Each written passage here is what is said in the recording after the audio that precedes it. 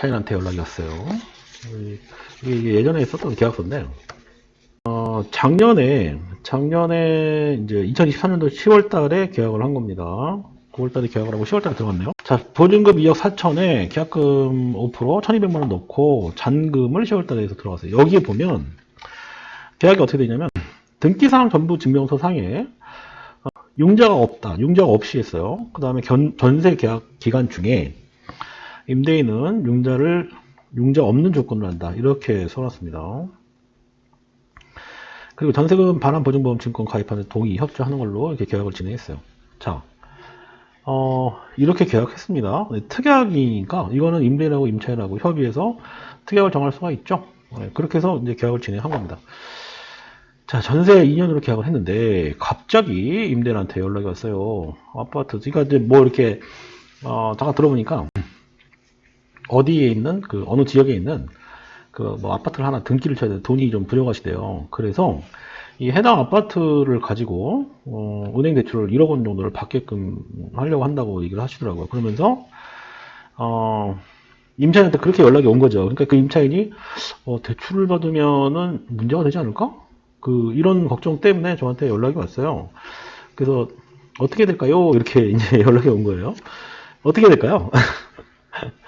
예. 찾아보겠습니다.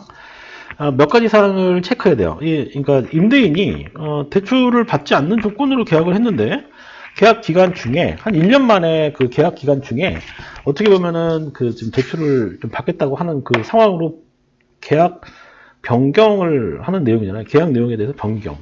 그렇죠? 이 변경하게 되면은 계약 불이행이 되는 거죠. 계약을 해지할 수 있어요, 없어요? 계약 해지할 수 있습니다. 계약은 해지할 수 있어요. 그런데 요즘 전세가 되게 귀하다고 그랬잖아요.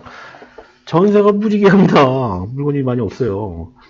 금액이 굉장히 좀 한 거죠. 그래서 이제 임대인한테 연락을 해봐야겠다. 그래서 이제 제가 임대인한테 연락을 했죠. 임대인 얘기인 즉슨 은행에다가 얘기를 했더니 은행에서는 임차인의 동의만 받으면 한도가 있기 때문에 가능합니다. 라고 얘기를 했다는 거예요. 맞나요? 맞습니다. 은행이 2순위가 되어도 대출을 해준다는 얘기예요. 이 건에 대해서. 그렇죠? 그럴 수 있어요. 임대인 입장에서는 자기 재산을 가지고 재산권 행사의 부분이기 때문에 그걸로 대출 받는 거 문제 없죠. 은행에서도 2순위로 해준다고 하니까. 그러니까 중요한 건 권리 순위를 봐야 되는데, 권리의 순위를 봐야 되는데, 이 경우는 작년에 먼저 전입신고를 하고 확정일자 받고 인도 받아서 들어갔잖아요. 그러니까 주택임대차보호법 상에서는 보면 대항력을 일단 갖고 있는 겁니다. 1순위라는 얘기예요. 근데 은행이 대출을 추가적으로 1억 원을 한다. 그럼 2순위가 되겠죠. 임차인 입장에서는 문제가 된다, 안 된다? 안 된다는 거예요. 결국 안 되는 건데, 문제가 안 되는 거예요. 그런데 정말 문제가 안 되는지 생각을 좀 해볼게요. 자, 일단 물건을 좀 잠깐 볼게요. 이거 찾다가 아까 해당 물건이 이쪽에 있는 부동산이었어요. 그래서 여기를 한번 찾아볼게요. 이게 지금 설명을 하다 보니까 이렇게 나오는 거지, 실제로 이렇게 제가 무슨 특정을 항상 말씀드리지만 특정 아파트를 지칭하는 건 아닙니다. 아파트 계약, 전세 계약을 진행을 이쪽으로 이제 해줬었는데, 자, 매매가 얼마인가요? 이게 지금 사이즈가 크지는 않은 거였네요. 예, 크지가 않은 거였어요. 크기가 요거였네요. 지금 보니까. 그러면 찍어보면, 자, 최대가 5억 7천이고 낮으면 4억 8천이었는데, 자, 이거를 시세를 한번 볼까요? 자, 매매가가 이 정도 나온다. 그리고 이제 이게 중요한 거예요, 이게. 여기서 보면은 지금 KB 시세가 8월 2일자 기준 4억 3천, 4억 6천 이렇게 나와 있잖아요. 그러면 은행에서는 이 KB 부동산 시세를 가지고 아마 대출 한도를 아마 정했을 거예요. 당연히 그렇겠죠. 그래서 아마도 하위 평균가가 지금 4억 3천만 원이잖아요. 곱하기 최대 0.8 정도 받았을 겁니다. 이렇게 나오죠. 근데 이 집이 전세가 얼마였냐면 2억 4천이었어요. 2억 4천. 그러니까 3억 4천 4백이 딱 떨어지잖아요. 하위 평균가 80%를 잡아도. 그러니까 대출이 1억이 가능했던 거예요, 은행에서는. 그래서 1억 대출을 해주는 거에 대해서 어쨌든 은행이 승인을 해줬다 이런 얘기죠. 그런데 이제 임차인의 동의를 받아서 이제 은행이 대출해주겠다 이런 얘기로 임대인이 얘기를 합니다. 그래서 임차인한테 그렇게 얘기를 해달라고 얘기를 해요. 뭐 그럴 수밖에 없잖아요. 지금 상황이 대출이 안 되는 것도 아니고. 그리고 또 계약서상에 지금 이렇게 나와 있어서 특약으로 임대인 용자 없는 조건을 하기로 하지 않았습니까? 계약 해지하는 걸로 할게요. 이렇게 되면 어떻게 될까요? 임차인이 나갈 때 이 금액으로 뭔가 전세를 찾아야 되는 상황이 생기잖아요. 근데 지금 전세가 아까 잠깐 얘기했지만 여기가 전세가 여기가 전세가 없죠. 이렇게 이런 식으로 그 금액이 이게 이미 이렇게 높단 말이에요. 임차인이 본인 2억 4천으로 가지고 어디 전세를 얻기가 어려운 상황인 거잖아요. 그러니까 임차인도 어려운 상황이고 임대인도 어려운 상황이고 딱 그런 중간에 껴있는 문제입니다. 자, 그러면 어쨌든 대출을 받는 걸로 동의를 한다고 가정하고 동의를 해서 이제 동의를 했어요. 그런데 문제는 이제 뭐가 문제냐? 이 집에서 계속적으로 오래 살면은 문제가 없겠죠. 근데 언젠가는 이 집에서 나올 수도 있잖아요. 그리고 이제 다시 이제 다른 새로운 집을 찾을 수도 있잖아요.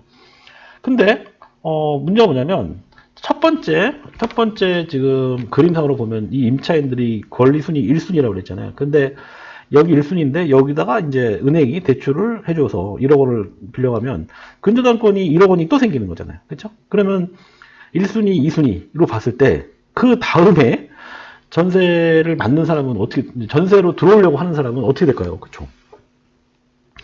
앞에 있는 사람이 나가면 당연히 은행의 근저당권이 위로 올라가면서 그 2순위로 전세 보증금이 잡히겠죠. 그쵸? 그러면 전세 보증금 위에 근저당권이 있다. 그러면 그 차기 임차인이 들어올 가능성이 있다, 없다? 좀 줄겠죠, 아무래도.